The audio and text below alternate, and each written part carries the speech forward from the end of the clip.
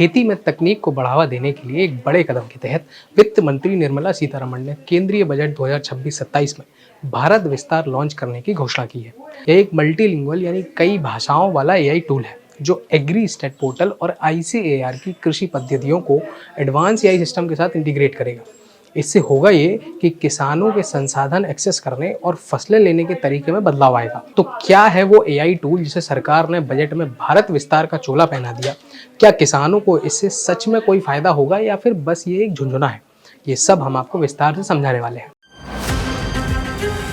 Budget पेश करते हुए वित्त मंत्री ने बताया कि भारत विस्तार नाम का यह प्लेटफॉर्म खेती की प्रोडक्टिविटी बढ़ाएगा, जोखिम कम करने के लिए हर किसान को उसके हिसाब से सलाह देगा और लाखों किसानों को जमीनी स्तर पर बेहतर विकल्प चुनने में मदद करेगा, जो खेती में एआई इंटीग्रेशन के लिए सरकार के विजन के मुताबिक है। वित्त मंत्री ने बजट भाषण में भारत विस्तार को एक मल्टीलिंगुअल, ओपन और फेडरेटेड डिजिटल नेटवर्क बताया है जो कृषि संसाधनों और सलाह तक आसान पहुंच देगा। इसका पूरा नाम virtually integrated system to access agricultural resources यानी विस्तार प्लेटफॉर्म रखा गया है। भारत विस्तार एक ऐसा प्लेटफॉर्म है जो एडवांस एआई के साथ काम करेगा और किसानों की मदद करेगा। अब जो भी एग्रीस्टेक पोर्टल्स हैं उन्हें इस प्लेटफॉर्म के जरिए आईसीएआर के प्रैक्टिस पैकेजों के साथ मिलाकर खेती की प्रोडक्टिविटी बढ़ाने में इस्तेमाल किया जाएगा। इसके साथ ही ये किसानों को बेहतर फसलें लेने में मदद करेगा और फसलों, मौसम और बाजारों के बारे में खास सलाह देकर जोखिम को भी कम करेगा। वित्त मंत्री ने अपने बजट भाषण में कहा कि यह टूल भारत के 46.1% वर्कफोर्स को टारगेट करता है जो खेती पर निर्भर है, जो छोटे किसानों को सपोर्ट करने और विकसित भारत के लक्ष्यों के साथ तालमेल बिठाने के लिए सटीक खेती में एक बड़ी छलांग है। वित्त मंत्री निर्मला सीतारमण ने यह सुनिश्चित करने के लिए बताया कि किसानों और ग्रामीण नागरिकों को हर कृषि काम से सीधे फायदा हो। कृषि से जुड़े क्षेत्रों में रोजगार बढ़ाने, कृषि उत्पादकता बढ़ाने, किसान परिवारों की खरीदने की शक्ति को मजबूत करने और कृषि समुदायों को यूनिवर्सल सेवाएं देने के लिए सुधार लागू किए गए हैं।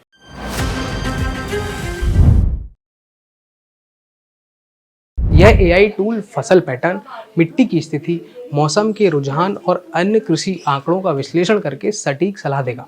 सरकार का कहना है कि इससे वैज्ञानिक जानकारी को आसान भाषा और व्यवहारिक रूप में किसानों तक पहुंचाया जा सकेगा। अलग अलग एग्रो क्लाइमेटिक जोन के हिसाब से सुझाव दिए जाएंगे ताकि सलाह आपके स्थानीय हालातों से मेल खाए। इस प्लेटफॉर्म का लक्ष्य खेती के जोखिम को कम करना है और उत्पादकता को बढ़ाना है। सही समय पर सही जानकारी मिलने से किसान को लागत नियंत्रण और बेहतर उत्पादन में मदद मिलेगी।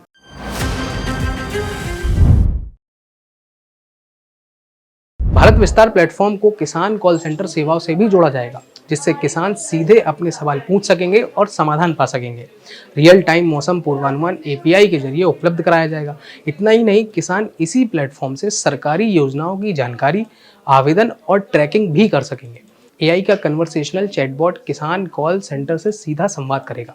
अनुमान है कि यह सिस्टम किसानों के लाखों सवालों को संभाल सकेगा और बड़े स्तर पर सहायता नेटवर्क भी तैयार करेगा।